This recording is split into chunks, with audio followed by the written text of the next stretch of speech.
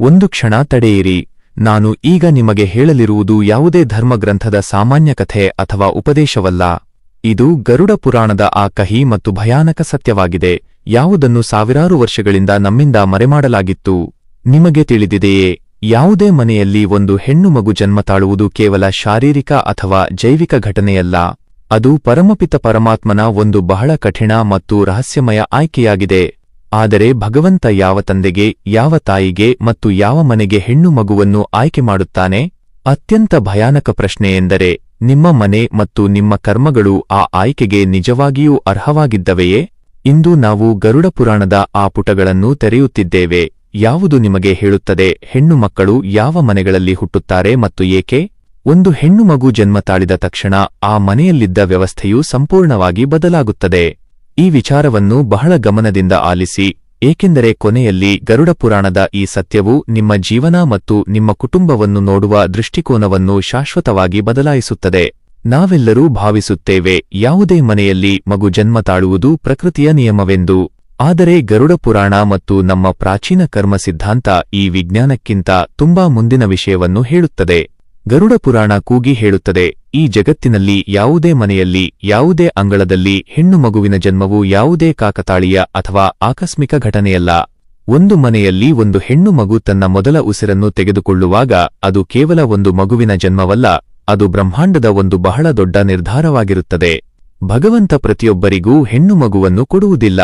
ಗರುಡ ಪುರಾಣದಲ್ಲಿ ಯಮರಾಜ ಮತ್ತು ಪಕ್ಷಿರಾಜ ಗರುಡರ ನಡುವೆ ಆತ್ಮಗಳ ಪಯಣದ ಬಗ್ಗೆ ಒಂದು ಬಹಳ ಆಳವಾದ ಮತ್ತು ರಹಸ್ಯಮಯ ಸಂವಾದವಿದೆ. ಅದರಲ್ಲಿ ಸ್ಪಷ್ಟವಾಗಿ ಹೇಳಲಾಗಿದೆ, ಮರಣದ ನಂತರ ಒಂದು ಆತ್ಮ ಯಮರಾಜರ ದರ್ಬಾರಿನಲ್ಲಿ ನಿಂತಾಗ ಅದರ ಮುಂದಿನ ಜನ್ಮ ಸುಮ್ಮನೆ ನಿರ್ಧಾರವಾಗುವುದಿಲ್ಲ.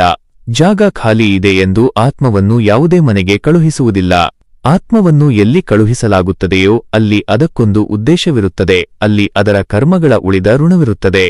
ವಿಶೇಷವಾಗಿ ಸ್ತ್ರೀ ಯೋನಿ ಅಥವಾ ಹೆಣ್ಣು ಮಗುವಿನ ರೂಪದಲ್ಲಿ ಜನ್ಮ ತಾಳುವ ವಿಷಯ ಬಂದಾಗ ಯಮಲೋಕದ ನಿಯಮಗಳು ಸಂಪೂರ್ಣವಾಗಿ ಬದಲಾಗುತ್ತವೆ. ಬಾಲ್ಯದಿಂದ ನಾವೆಲ್ಲರೂ ಕೇಳುತ್ತಾ ಬಂದಿದ್ದೇವೆ, ಹೆಣ್ಣು ಮಕ್ಕಳು ಅದೃಷ್ಟವಂತರಿಗೆ ಸಿಗುತ್ತಾರೆ ಎಂದು. ಆದರೆ ಆ ಅದೃಷ್ಟ ಎಂದರೇನು?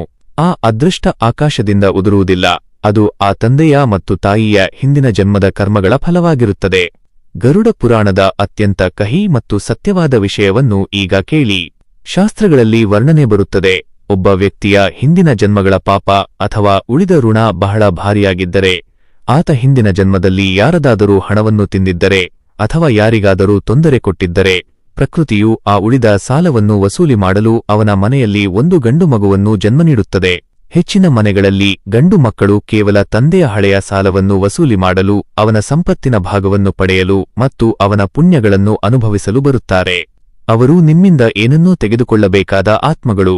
ಆದರೆ ಇದಕ್ಕೆ ಸಂಪೂರ್ಣ ವಿರುದ್ಧವಾಗಿ, ಒಬ್ಬ ವ್ಯಕ್ತಿಯ ಹಿಂದಿನ ಜನ್ಮಗಳ ಪುಣ್ಯಗಳು ತಮ್ಮ ಉಚ್ಚಸ್ಥಿತಿಯಲ್ಲಿದ್ದರೆ, ಆತ ಹಿಂದಿನ ಜನ್ಮದಲ್ಲಿ ಯಾವುದೇ ಸ್ವಾರ್ಥವಿಲ್ಲದೆ ಜನರಿಗೆ ಸಹಾಯ ಮಾಡಿದ್ದರೆ, ಹಸಿದವರಿಗೆ ಊಟ ಹಾಕಿದ್ದರೆ, ರೋಧಿಸುತ್ತಿರುವ ವ್ಯಕ್ತಿಯ ಕಣ್ಣೀರು ಒರೆಸಿದ್ದರೆ, ಆಗ ಭಗವಂತ ಅಥವಾ ಪ್ರಕೃತಿ ಆ ವ್ಯಕ್ತಿಗೆ ಅತ್ಯಂತ ದೊಡ್ಡ ಫಲವನ್ನು ಕೊಡಲು ಅವನ ಮನೆಯಲ್ಲಿ ಒಂದು ಹೆಣ್ಣು ಮಗುವಿಗೆ ಜನ್ಮ ಕೊಡುತ್ತದೆ. ಹೆಣ್ಣು ಮಗು ಅಪವಿತ್ರ ಆತ್ಮವಾಗಿದ್ದು, ಅವಳಿಗೆ ನಿಮ್ಮಿಂದ ಏನನ್ನೂ ತೆಗೆದುಕೊಳ್ಳಬೇಕಾಗಿಲ್ಲ. ಬದಲಾಗಿ ಅವಳು ನಿಮಗೆ ತನ್ನ ಎಲ್ಲವನ್ನೂ ಧಾರೆ ಎರೆಯಲು ಬಂದಿರುತ್ತಾಳೆ. ಇದೇ ಕಾರಣಕ್ಕೆ ನೀವು ಗಮನಿಸಿರಬಹುದು, ಯಾವುದೇ ಮನೆಯಲ್ಲಿ ಹೆಣ್ಣು ಮಗು ಜನ್ಮ ತಾಳಿದಾಗ ಆ ಮನೆಯ ಶಕ್ತಿ ಮತ್ತು ಆಭಾಮಂಡಲ ಸಂಪೂರ್ಣವಾಗಿ ಬದಲಾಗುತ್ತದೆ. ಹಿಂದೆ ಅತ್ಯಂತ ಕಠಿಣ ಹಾಗೂ ಕೋಪಿಷ್ಠನಾಗಿದ್ದ ತಂದೆ, ಸಣ್ಣ ಸಣ್ಣ ವಿಷಯಗಳಿಗೆ ಕೋಪಗೊಳ್ಳುತ್ತಿದ್ದವನು ತನ್ನ ಮಗುವನ್ನು ಎತ್ತಿಕೊಂಡ ತಕ್ಷಣ ಮೇಣದಂತೆ ಕರಗುತ್ತಾನೆ. ಅವನೊಳಗಿಂದ ಒಂದು ಅಪೂರ್ವ ಕರುಣೆ ಮತ್ತು ಪ್ರೀತಿ ಹೊರಹೊಮ್ಮುತ್ತದೆ. ಇದರ ಬಗ್ಗೆ ಅವನಿಗೇ ತಿಳಿದಿರುವುದಿಲ್ಲ. ಇದು ಯಾವುದೇ ಚಮತ್ಕಾರವಲ್ಲ, ಇದು ಆ ಪವಿತ್ರ ಆತ್ಮದ ಪ್ರಭಾವ. ಗರುಡ ಪುರಾಣ ಹೇಳುತ್ತದೆ, ಹೆಣ್ಣು ಮಕ್ಕಳು ಬ್ರಹ್ಮಾಂಡದ ಅತ್ಯಂತ ಶುದ್ಧ ಮತ್ತು ಮೃದು ಶಕ್ತಿಯನ್ನು ತಮ್ಮೊಂದಿಗೆ ತರುತ್ತಾರೆ. ಅವರು ಆ ಮನೆಯಲ್ಲಿ ಉಸಿರಾಡುವಾಗ ಅವರ ಆಭಾಮಂಡಲದಿಂದ ಬರುವ ಕಂಪನವು ಆ ಮನೆಯ ಎಲ್ಲ ಋಣಾತ್ಮಕತೆ, ಕ್ಲೇಶ ಮತ್ತು ಬಡತನದ ಬಲೆಗಳನ್ನು ಕತ್ತರಿಸಿ ಹಾಕುತ್ತದೆ. ನಾವೆಲ್ಲರೂ ನೂರಾರು ವರ್ಷಗಳಿಂದ ಒಂದು ಗಾದೆಯನ್ನು ಕೇಳುತ್ತಾ ಬಂದಿದ್ದೇವೆ, ಹೆಣ್ಣು ಮಗಳು ಮನೆಯ ಲಕ್ಷ್ಮಿ ಎಂದು.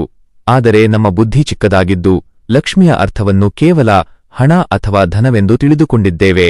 ಗರುಡ ಪುರಾಣ ಮತ್ತು ದೇವಿ ಭಾಗವತ ಮಹಾಪುರಾಣದಲ್ಲಿ ಸ್ಪಷ್ಟ ಶಬ್ದಗಳಲ್ಲಿ ಹೇಳಲಾಗಿದೆ, ಲಕ್ಷ್ಮಿ ಕೇವಲ ಹಣದ ದೇವಿಯಲ್ಲ, ಲಕ್ಷ್ಮಿ ಸಮತೋಲನದ ದೇವಿ, ಶಾಂತಿಯ ದೇವಿ, ಚೈತನ್ಯ ಮತ್ತು ಕರುಣೆಯ ದೇವಿ.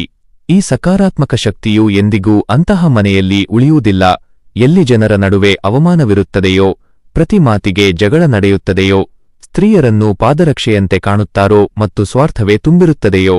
ಆದ್ದರಿಂದ ನಾವು ಹೆಣ್ಣು ಮಗಳು ಲಕ್ಷ್ಮಿ ಎಂದು ಹೇಳುವಾಗ ಅದರ ನಿಜವಾದ ಅರ್ಥವೇನೆಂದರೆ ಭಗವಂತ ಆ ಹೆಣ್ಣು ಮಗುವನ್ನು ಬದಲಾವಣೆಯ ದೂತಳಾಗಿ ನಿಮ್ಮ ಮನೆಗೆ ಕಳುಹಿಸಿದ್ದಾನೆ.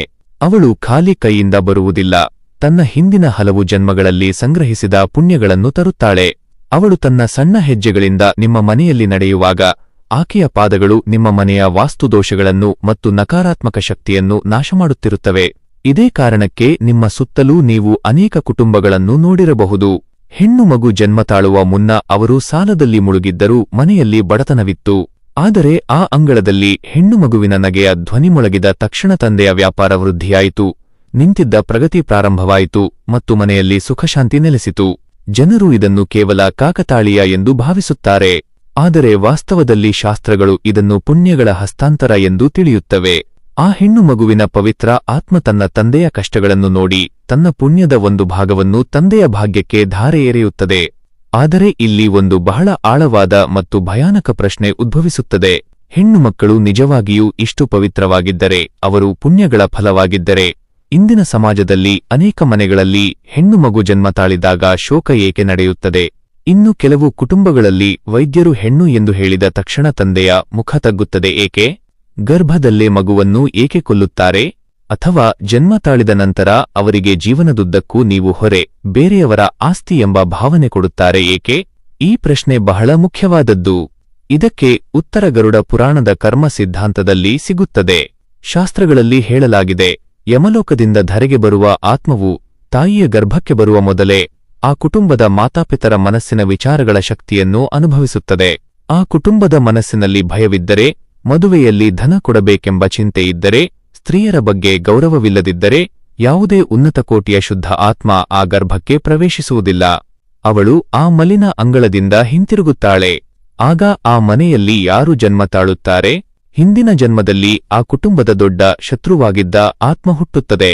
ಗರುಡ ಪುರಾಣ ಹೇಳುತ್ತದೆ, ನೀವು ಹೆಣ್ಣು ಮಗಳನ್ನು ಹೊರೆ ಎಂದು ಭಾವಿಸಿದಾಗ ನೀವು ನಿಮ್ಮದೇ ನಾಶವನ್ನು ಆಹ್ವಾನಿಸುತ್ತಿದ್ದೀರಿ.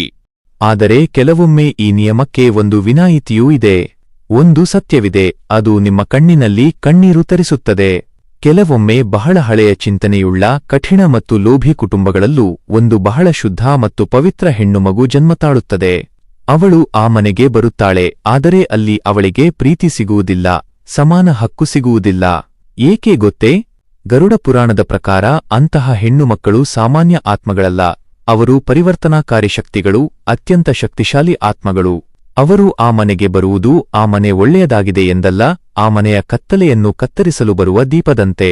ಅದೇ ರೀತಿ ಈ ಮೃದು ಹೆಣ್ಣು ಮಕ್ಕಳು ತಮ್ಮ ಸ್ವಭಾವದಿಂದ, ನಗೆಯಿಂದ, ನಿಸ್ವಾರ್ಥ ಪ್ರೀತಿಯಿಂದ ಆ ಕಠಿಣ ತಂದೆಯ ಹೃದಯವನ್ನು ಬದಲಾಯಿಸುತ್ತಾರೆ.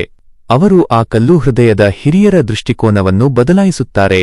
ಯಾವುದು ಬದಲಾಯಿಸುವುದು ಅಸಾಧ್ಯವೆಂದು ತೋರುತ್ತಿತ್ತೋ ಅದನ್ನು ಬದಲಾಯಿಸಲು ಅವರು ಆ ಮನೆಯಲ್ಲಿ ಹುಟ್ಟುತ್ತಾರೆ ಮತ್ತು ಇಡೀ ಕುಟುಂಬದ ಚಿಂತನೆಯ ವಿಧಾನವನ್ನು ಬುಡದಿಂದಲೇ ಎತ್ತಿ ಹೊಸ ರೂಪ ಕೊಡುತ್ತಾರೆ.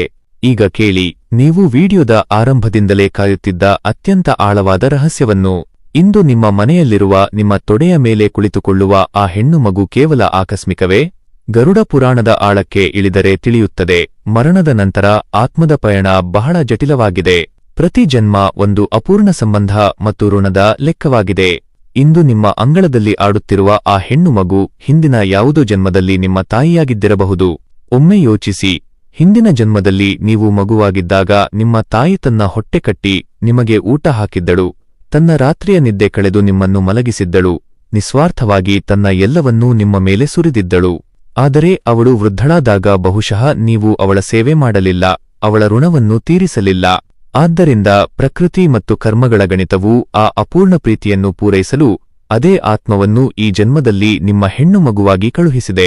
ಈಗ ನೀವು ತಂದೆಯ ರೂಪದಲ್ಲಿ ಅವಳ ಎಲ್ಲಾ ಬಯಕೆಗಳನ್ನು ಪೂರೈಸಿ ಹಿಂದಿನ ಜನ್ಮದಲ್ಲಿ ಮಾಡಲು ಸಾಧ್ಯವಾಗದ್ದನ್ನು ಮಾಡಿ ಆ ಬಾಂಧವ್ಯವನ್ನು ಸಮತೋಲನಗೊಳಿಸಬೇಕು. ಆತ್ಮಗಳು ಬದಲಾಗುವುದಿಲ್ಲ, ಕೇವಲ ದೇಹ ಬದಲಾಗುತ್ತದೆ ಮತ್ತು ಸಂಬಂಧಗಳು ಬದಲಾಗುತ್ತವೆ. ಆದ್ದರಿಂದ ಹೇಳುತ್ತಾರೆ, ಹೆಣ್ಣು ಮಗಳು ಕೇವಲ ನಿಮ್ಮ ವರ್ತಮಾನದ ಸಂತಾನವಲ್ಲ, ಅವಳು ನಿಮ್ಮ ಭೂತಕಾಲದ ಲೆಕ್ಕ ಮತ್ತು ನಿಮ್ಮ ಭವಿಷ್ಯದ ವಿಸ್ತರಣೆ.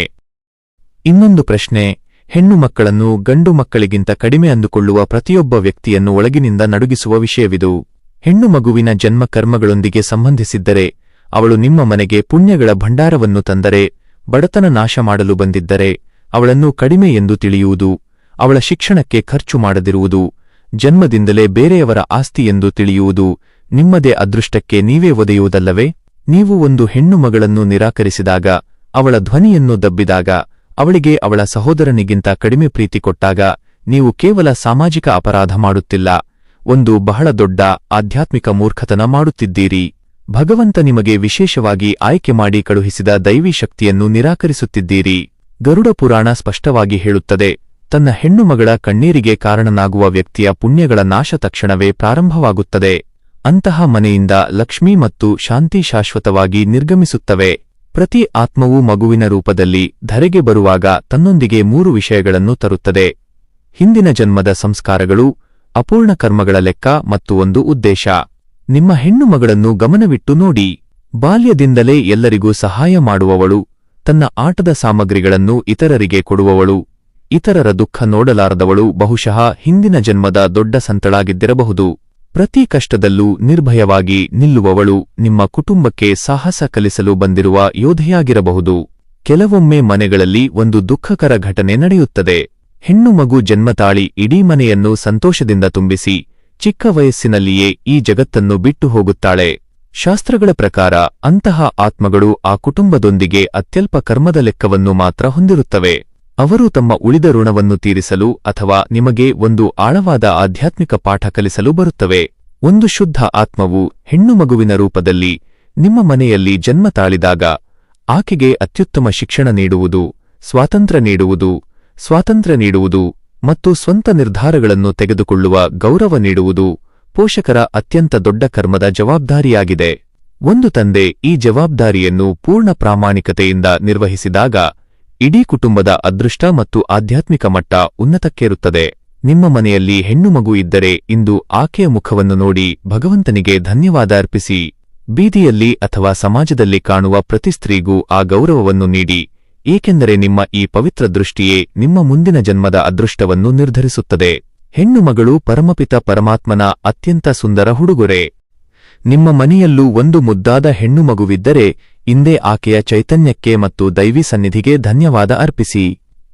ಹೆಣ್ಣು ಮಗು ಕೇವಲ ಒಂದು ಕುಟುಂಬದ ಭಾಗವಲ್ಲ, ಆಕೆ ಪ್ರಕೃತಿಯೇ ನೀಡಿದ ಅಪರೂಪದ ವರ. ಈ ಸತ್ಯವು ನಿಮ್ಮ ಹೃದಯವನ್ನು ಮುಟ್ಟಿದ್ದರೆ ಈ ವಿಡಿಯೋವನ್ನು ಪ್ರತಿಯೊಬ್ಬ ಪೋಷಕರಿಗೂ ತಕ್ಷಣವೇ ಶೇರ್ ಮಾಡಿ. ಇಂತಹ ಇನ್ನಷ್ಟು ಜೀವನ ಬದಲಾಯಿಸುವ ಆಧ್ಯಾತ್ಮಿಕ ಹಾಗೂ ಭಾವನಾತ್ಮಕ ಕಥೆಗಳು ಮತ್ತು ರಹಸ್ಯಗಳಿಗಾಗಿ ನಮ್ಮ D&S ಫ್ಯಾಮಿಲಿ ಸ್ಟೋರೀಸ್ ಚಾನೆಲ್ಗೆ ಇಂದೇ ಸಬ್ಸ್ಕ್ರೈಬ್ ಮಾಡಿ ಮತ್ತು ಪಕ್ಕದಲ್ಲಿರುವ ಬೆಲ್ ಐಕಾನ್ ಒತ್ತಿ. ನಮ್ಮ ಈ ಪ್ರಯಾಣದಲ್ಲಿ ಭಾಗಿಯಾಗಿದ್ದಕ್ಕಾಗಿ ಧನ್ಯವಾದಗಳು. ನಿಮ್ಮ ಮತ್ತು ನಿಮ್ಮ ಕುಟುಂಬದ ಮೇಲೆ ಆ ಭಗವಂತನ ಆಶೀರ್ವಾದ ಸದಾ ಇರಲಿ. ಧನ್ಯವಾದಗಳು.